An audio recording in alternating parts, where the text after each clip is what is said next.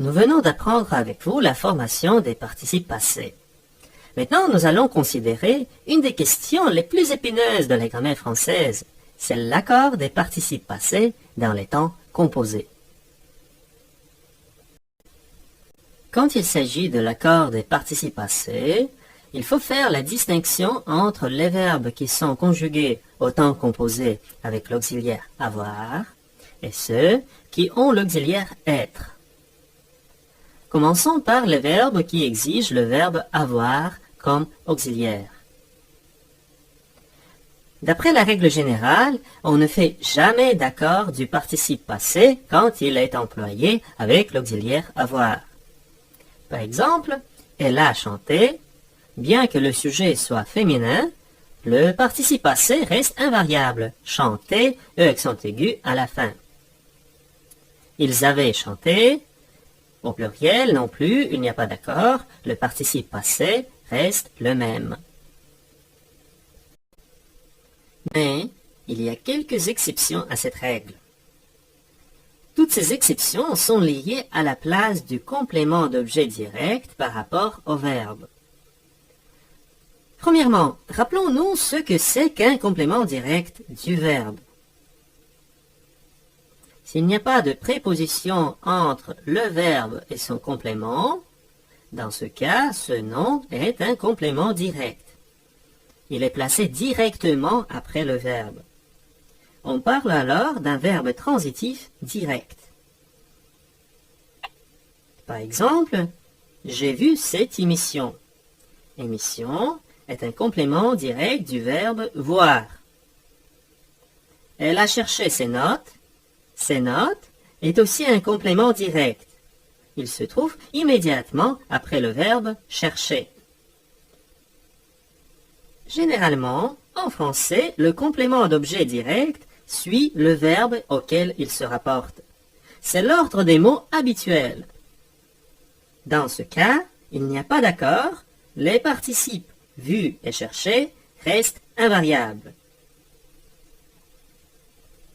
Mais parfois, nous pouvons rencontrer un ordre des mots qui n'est pas habituel, bien qu'il soit tout à fait acceptable dans certains contextes. Il s'agit des cas où, dans une phrase, nous avons d'abord un complément direct et seulement après le verbe. C'est un peu inhabituel de voir un complément d'objet direct devant le verbe auquel il se rapporte, n'est-ce pas? Mais en français, il y a des contextes où cet ordre est tout à fait normal. Par exemple, l'émission que j'ai vue. Comme nous l'avons constaté dans l'exemple précédent, l'émission est un complément direct du verbe voir. Mais dans cette phrase, il se place devant le verbe, et dans ce cas, nous devons faire l'accord avec ce complément. Émission est un nom féminin, exige l'accord, et nous ajoutons un E au participe passé vu. Considérons encore un exemple. Elle les a cherchés. Nous avons tiré cette phrase de l'exemple à côté. Elle a cherché ses notes. Et nous avons remplacé le COD par un pronom complément d'objet direct, les. Elle les a cherchés. Nous avons ainsi la place particulière du pronom direct. Les étant un complément direct du verbe, doit se placer devant le verbe. C'est la place habituelle de tous les pronoms en français. Ainsi, nous devons faire l'accord du participe passé cherché avec ce complément qui est devant le verbe. C'est pour cette raison que nous ajoutons ES à la fin du participe cherché. Analysons maintenant plus en détail tous les contextes possibles où nous pouvons rencontrer cet ordre des mots particuliers, c'est-à-dire quand le complément d'objet direct se place devant le verbe. Le complément d'objet direct, ou le COD, est placé devant avoir dans les contextes suivants.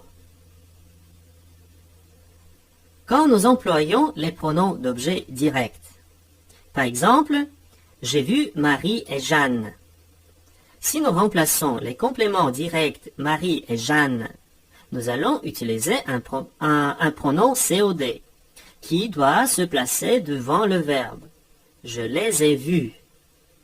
Ainsi, nous allons faire l'accord du participe passé avec COD, les, parce que les se place devant le verbe. Nous allons aussi mettre le COD devant le verbe dans les questions avec quel qui portent sur un complément direct. Par exemple, dans la question suivante, quelle robe as-tu acheté?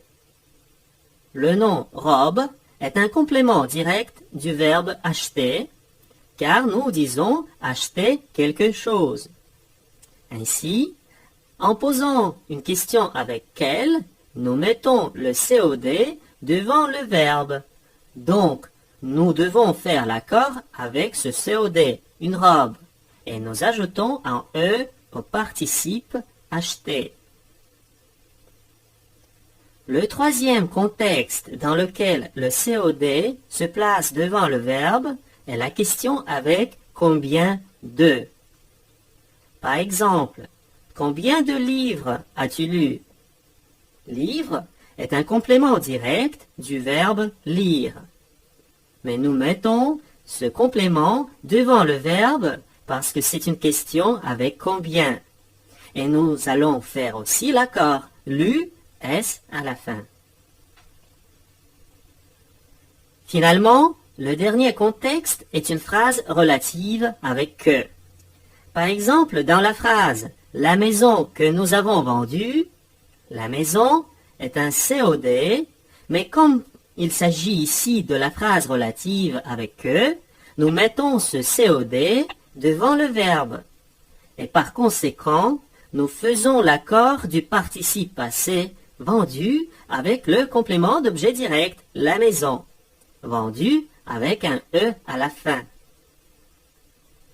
Retenez que dans ces quatre contextes, nous mettons le complément d'objet direct devant le verbe et nous devons faire l'accord du participe passé avec ce complément. Passons maintenant au deuxième grand groupe des participes passés, ceux qui se conjuguent au temps composé avec le verbe être. D'après la règle générale, nous faisons toujours l'accord entre le sujet et le participe passé du verbe qui est conjugué avec être. Par exemple, elle est tombée.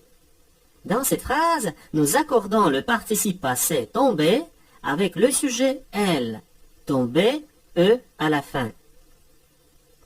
Mais il faut faire attention aux verbes pronominaux. Nous avons appris avec vous, dans le module précédent, sur les verbes pronominaux, qu'il y a des contextes dans lesquels il n'y a pas d'accord avec le participe passé, bien que tous les verbes pronominaux soient conjugués avec l'auxiliaire être. Rappelons-nous les cas où il y a l'accord et ceux où il n'y en a pas. Premièrement, il faut se rappeler qu'il ne s'agit pas de tous les verbes pronominaux. Les particularités de l'accord sont attribuables aux verbes pronominaux réfléchis et réciproques, c'est-à-dire les verbes qui peuvent avoir les deux formes, une forme non pronominale et une forme pronominale.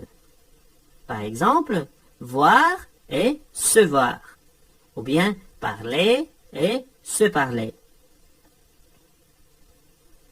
La règle d'accord du participe passé des verbes de cette catégorie est la même que celle du participe passé employé avec l'auxiliaire avoir, que nous venons d'analyser. C'est-à-dire, le participe passé s'accorde avec le complément direct si celui-ci est placé devant le verbe. Donc, le pronom réfléchi peut jouer le rôle d'un complément direct, comme dans la phrase « Elles se sont vues », avec l'accord ES à la fin de vue. Ou bien d'un complément indirect, comme dans l'exemple « Elles se sont téléphonées ». Téléphoner E accent aigu à la fin, il n'y a pas d'accord. Comment déterminer si le pronom réfléchi est un complément direct ou indirect?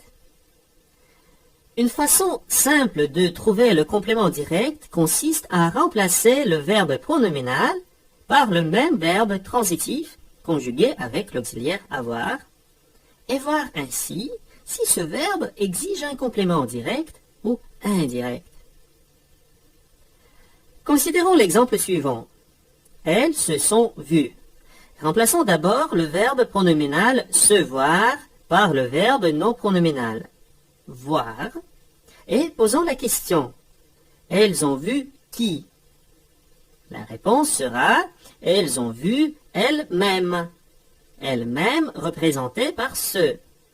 Le pronom ce est le complément direct car on dit voir quelqu'un. Il est placé devant le verbe, ainsi il y a l'accord. Elles se sont vues, vues, ES à la fin. Encore un exemple. Elles se sont téléphonées. La question est, elles ont téléphoné à qui? La réponse, à elles-mêmes. Le pronom se est le complément indirect, car on dit téléphoner à quelqu'un. Donc, le participe passé reste invariable, on ne fait pas d'accord. Il est important de noter que si le verbe pronominal a un complément d'objet autre que le pronom réfléchi, le pronom réfléchi est alors indirect. Il n'y a pas d'accord. Par exemple, la phrase suivante. Elle s'est lavé le visage. Elle a lavé quoi? La réponse, le visage. Donc, le visage est le complément direct. Le pronom réfléchi, se, est le complément indirect. Et il n'y a pas d'accord. Elle s'est lavé le visage, laver, E accent aigu à la fin. Encore un exemple. Nous sommes serrés la main. Nous posons la question. Nous avons serré quoi? Notre réponse, la main. C'est un complément direct. Nous est un complément indirect. Ici non plus, il n'y a pas d'accord. Nous nous sommes serrés la main. Serré, seulement E accent aigu à la fin. En ce qui concerne les verbes essentiellement pronominaux et les verbes pronominaux à sens passif, le participe passé de ce verbe s'accorde toujours avec le sujet du verbe. Par exemple, ils se sont trompés de route. Trompés, S à la fin. Elle s'est évanouie. Évanouie, E à la fin. Se tromper et s'évanouir, ce sont des verbes essentiellement pronominaux. Cette route s'est ouverte récemment. Ouverte, E à la fin. Et dans ce cas, s'ouvrir est un verbe à sens passif. Donc, comme nous avons constaté, dans toutes ces phrases, on fait l'accord. Cependant, il existe quelques exceptions. Les participes passés des verbes suivants restent invariables. Se plaire et ses dérivés, et se rire. De plus, se faire et se laisser suivi d'un infinitif. Par exemple, elle s'était plu à faire de la peinture. Le participe passé plu reste invariable. Elles se sont laissées tomber en boule. Laisser, E accent aigu à la fin, il n'y a pas d'accord. En résumé, dans les temps composés, Avec avoir, nous ne faisons pas d'accord de participe passé. Mais quand le complément d'objet direct se trouve devant le verbe, il y a un accord. Il y a seulement 4 contextes où cette situation est possible. Avec les pronoms COD, dans les questions avec quel, les questions avec combien de, et finalement dans des phrases relatives avec que. Pour ce qui est des participes conjugués avec l'auxiliaire être, d'habitude nous faisons l'accord avec le sujet, mais il faut faire attention aux verbes pronominaux. Nous ne faisons pas d'accord avec les verbes pronominaux réfléchis et réciproques quand le pronom réfléchi joue le rôle d'un complément indirect. Par exemple, elles se sont parlé. Pas d'accord, parce qu'on dit parler à quelqu'un. Donc le pronom réfléchi se est indirect. Nous ne faisons pas d'accord des participes des verbes suivants, se plaire, se rire, aussi que des verbes se faire, se laisser, quand ils sont suivis d'un infinitif.